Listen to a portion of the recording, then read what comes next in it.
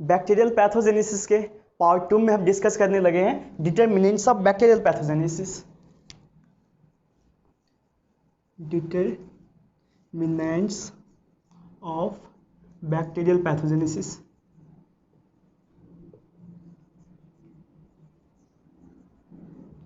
तो basically 4 determinants है bacterial pathogenesis के।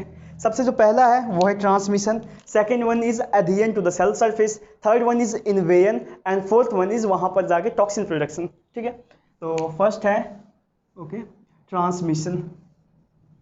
ट्रांसमिशन ऑफ एन ऑर्गेनिज्म और an infectious particle from human to human भी हो सकता है, फ्रॉम ह्यूमन टू ह्यूमन और नॉन ह्यूमन जैसे कि सोयल, वाटर, एयर, इन सारों से जो है ह्यूमन में आ सकते हैं, टू ह्यूमन। ओके, अब ट्रांसमिशन अगर ह्यूमन टू ह्यूमन की बात करें तो ये दो टाइप की होती है, या तो वर्टिकल या फिर हॉरिजेंटल। ठीक है, वर्टिकल का मतलब हो गया ओके बात करते पहले वर्टिकल ट्रांसमिशन।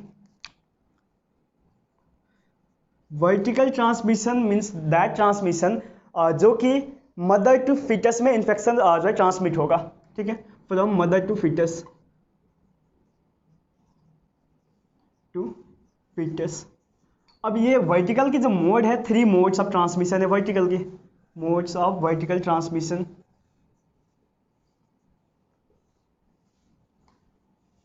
मिशन, ठीक है, वो कौन कौन सी है कि एक तो ये क्या हो गया डायरेक्ट प्लासेंटा के थ्रू जा सकता है।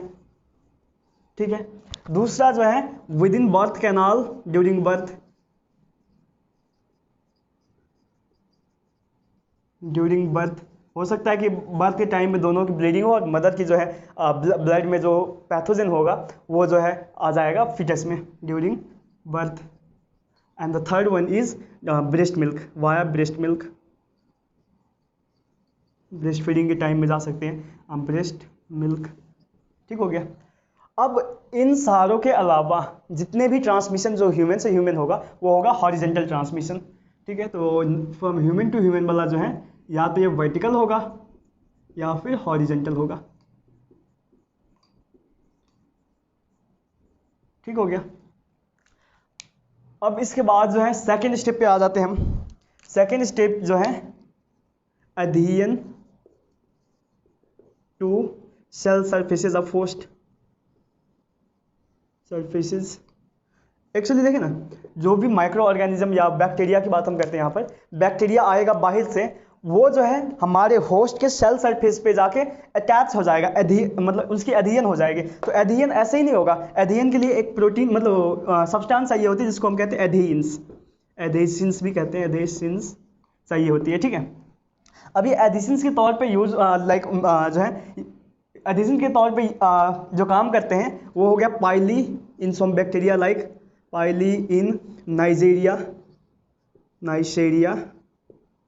एंड इकोलाई में भी इवन। ठीक है, तो इन दोनों बैक्टीरिया में जो पाइली जो है एडहेरेंस जैसा काम करता है जो कि एडहेजन में हेल्प कराता है। और एक और है ग्लाइकोकैलिक्स। ठीक है, ग्लाइकोकैलिक्स जो है स्टाफाइलोकोकस एपिडर्माइडिस,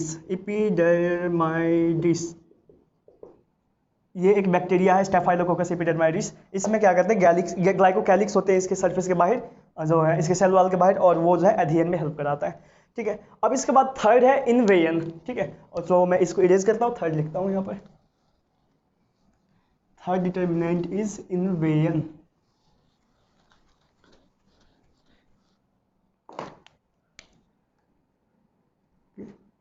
थर्ड इज इन्वेजन।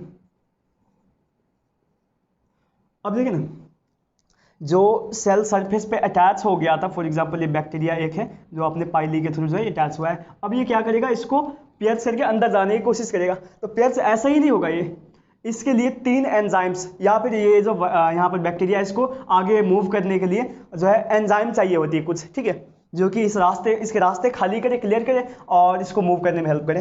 तो बेसिकली 3 एंजाइम्स है या 4 एंजाइम्स है, 4 एंजाइम्स रिस्पॉन्सिबल या हेल्प इन इन्वेजन। वो देखें कौन कौन से एंजाइम है। तो सबसे पहला एंजाइम है, उसका नाम है collagenase, and second one is hyaluronidase. अब ये दोनों क्या करते थे, देखिए ना, यहाँ पर कनेक्टिव टिश्यू में क्या था, कोलेजन फाइबर था और हाइलुरोनिक एसिड था, ठीक है। अब ये हाइलुरोनिक एसिड एंड कोलेजन को ब्रेक डाउन करके क्या होगा, कनेक्टिव टिश्यू को लूज कर देगा, और जिसकी वजह से बैक्टीरिया जो है इजिली या रैपिडली जो है ट्रांसमिट होगा या रैपिडली मूव करेगा इन सबक्यूटेनियस टिश्यू, ठीक है। तो ये दोनों जो है रैपिड डिस्ट्रीब्यूशन, या ओके डिस्ट्रीब्यूशन नहीं कहते, distribution in subcutaneous tissue, subcutaneous tissue, ठीक है, इसमें हेल्प करता है। इसके बाद जो थर्ड एंजाइम है, थर्ड एंजाइम का नाम है कोएगुलेज। कोएगुलेज क्या करता है कि वो इंट्रावेस्कुलर या जो है कोगुलेशन कराता है सिंपली, ठीक है। और कोगुलेशन की वजह से देखें ना क्लोटिंग बन जाएगा। अब जब क्लोटिंग बनेगा तो बैक्टीरिया जो है अपने आप को क्लोटिंग के अंदर रख लेगा, और अब तो बैक्टीरिया यहाँ आ गया, और मैक्रोफेज और ये जो है फैगोसाइटिक सेल्स जो है, मैक्रोफेजेस वगैरह या फैगोसाइटिक सेल्स, इसको अब इनगल्फ नहीं कर पाएगा क्योंकि वो क्लोट के अंदर है, प्रोटेक्टिव है, मतलब अंदर अपने आप को बचा रहे हैं, ठीक है। तो कोगुलेज एंजाइम हो गया। अब फोर्थ वन है, उसको हम कहते हैं इम्यूनोग्लोबिन प्रोटीज, ठीक है। अब इम्यूनोग्लोबिन प्रोटीज में ये क्या करता है, ये एंजाइम IgG एंड IgA की हाइड्रोलाइसिस कराता है, ठीक है। अब IgG एंड IgA की हाइड्रोलाइसिस कराने वाला ये दो जो एंजाइम है, ये निकालते हैं IgA प्रोटीज जो है, प्रोटीज निकालते हैं अगेन नाइजीरिया ही, ठीक है, नाइजीरिया। और IgG प्रोटीज जो है, प्रोटीज निकालता है स्ट्रेप्टोकोकस पायोजेंस, ठीक है। ये बैक्टीरिया IgG प्रोटीज एंड ये जो है IgA प्रोटीज निकालता है, ठीक हो गया। तो बेसिकली ये चार एंजाइम है जो कि इन्वेन में हेल्प करता है। अब इसके बाद हम पढ़ लेते हैं एक चीज़, ओके, वो ये है कि अब देखें इन्वेन तो हो गया। अब जब इन्वेन हो गया तो यहाँ पर बहुत सारे चांसेस होते हैं कि फैगोसाइटोज हो जाए बैक्टीरिया की, ठीक है। तो बैक्टीरिया के पास एक अपनी प्रोटेक्टिव पावर होता है, जिसकी वजह से क्या होता है कि बैक्टीरिया को बचा के रखता है। तो उस प्रोटेक्टिव पावर को हम कहते हैं anti phagocytic factors, anti phagocytic factors, ठीक हो गया। तो बेसिकली तीन है एंटी फैगोसाइटिक फैक्टर्स। पहला है कैप्सूल, जो कि बैक्टीरिया के सेल वॉल के बाहर होता है, ठीक है, जो कि बैक्टीरिया को इनगल्फ मतलब फैगोसाइटोज नहीं होने देता। सेकेंड वन इज जो है cell wall protein of gram positive bacteria. कुछ ग्राम पॉजिटिव बैक्टीरिया में के सेल वॉल में जो है कुछ प्रोटीन्स होते हैं जो कि क्या होते हैं, एंटी फैगोसाइटिक फैक्टर के जैसा काम करते हैं। जैसे कि अब मैं आपको बता दूं, एक है एम प्रोटीन। एम प्रोटीन होता है ग्रुप ए स्ट्रेप्टोकोकस में, ठीक है। ऐसे ही हो गया प्रोटीन ए होता है, प्रोटीन ए जो है स्टाफाइलोकोकस ऑरियस में होता है, ठीक है। तो ये दूसरा हो गया। नाउ तीसरा जो फैक्टर है, third factor is cell wall, capsule हो गया, सेल वॉल प्रोटीन हो गया, ल्यूकोसाइडिन्स। ये एक्चुअली क्या है, ये पोर फॉर्मिंग टॉक्सिन्स है, ठीक है। These are pore forming toxins, जो कि क्या करते हैं कि मैक्रोफेजेज में, टी सेल्स में जो है क्या सॉरी मैक्रोफेजेज में और जो न्यूट्रोफिल्स है उसमें पोर बना देते हैं। अब जब मैक्रोफेज में जो अगर पोर बन गया तो इसमें जो हाइड्रोलाइटिक एंजाइम था तो निकल जाएगा, बाहर निकल जाएगा। तो ये तो डेड हो गया ना, तो डेड हो गया तो क्या हो गया, एंटी फैगोसाइटिक, मतलब अब ये फैगोसाइटोज नहीं करेगा। तो ये जो चीज़ है वो एंटी फैगोसाइटिक फैक्टर जैसा काम करते हैं, ठीक हो गया। अब इसके बाद हम पढ़ते हैं कि ओके, अब ये एंटीफाइगोसाइटिक हो गया। अब जैसे इन्वेन होगा, इन्वेन की वजह से क्या होगा, इन्फ्लामेशन होगा वहां पे। तो इन्फ्लामेशन कितने टाइप की होती है, ठीक है, ये थर्ड इन्वेन में हम देखते हैं। There are basically two types of bacterial inflammation, ठीक है, two types of bacterial inflammation,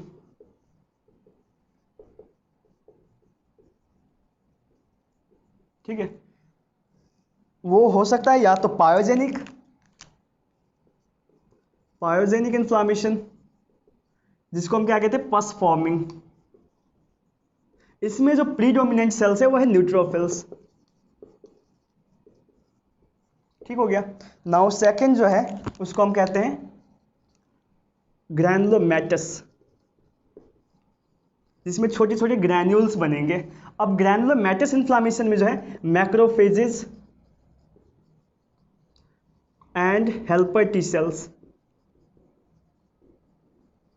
जो है प्रीडोमिनेंट है।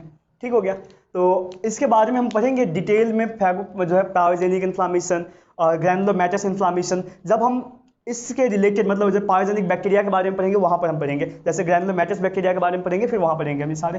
तो अब इसके बाद हम देखते हैं कि देखें ना, कुछ होते हैं इंट्रासेलुलर या इंट्रासाइटोप्लाज्मिक बैक्टीरिया, जो कि इन्वेन करके जो है सेल के अंदर आ जाता है फैगोजोम के फॉर्म में। लाइक फैगोजोम है, इसके अंदर बैक्टीरिया है। ठीक है।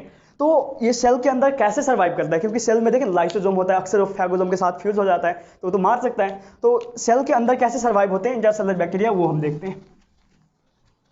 ठीक है। Mechanism of survival of intracellular bacteria. ठीक हो गया। तो देखें ना, फैगोजोम जो बन गया था, बैक्टीरिया क्या करता है, inhibits fusion of phagosome with lysosome. अब जब ये लाइसोजोम के साथ मिलेगा नहीं तो ये तो ऑफकोर्स जिंदा रहेगा। ठीक है, क्योंकि मेन जो मारने वाला एंजाइम था वो तो लाइसोजोम के अंदर था। और सेकंड काम, फैगोजोम की नॉर्मली क्या हो रही होती है, जैसे फैगोजोम है ये, ठीक है, नॉर्मली इसमें H+ सिक्रीट हो रहा होता है, मतलब इसको एसिडिफाई करना होता है ताकि वो बैक्टीरिया को मार दे बिफोर लाइसोजोम की फ्यूजन। ठीक है। तो क्या होता है, ये बैक्टीरिया जो है अंदर के बैक्टीरिया एसिडिफिकेशन को भी कम कर देती है। Inhibits acidification of phagosome, inhibits acidification of phagosome. ठीक हो गया। एंड नाउ थर्ड जो है, ये फैगोजोम से खुद बाहर निकल जाएगा। ठीक है। और अगर अब ये लाइसोजोम के साथ अगर फ्यूज भी हो गया फैगोजोम, तो बैक्टीरिया तो बाहर आ गया साइटोप्लाज्म में, वहां पर आज़ाद घूम सकता है। ठीक है। तो एस्केप इनटू साइटोप्लाज्म फ्रॉम, कहाँ से, फैगोजोम। ठीक है। तो बेसिकली इस तरीके से जो है, इन तरीके से इंट्रासेलुलर बैक्टीरिया अपने आप को बचाता है। नाउ फोर्थ पार्ट जो था इसका डिटर्मिनेंट्स ऑफ बैक्टीरियल पैथोजेनेसिस का, वो है टॉक्सिन प्रोडक्शन। ये हम पार्ट 3 में बात करेंगे। Thank you.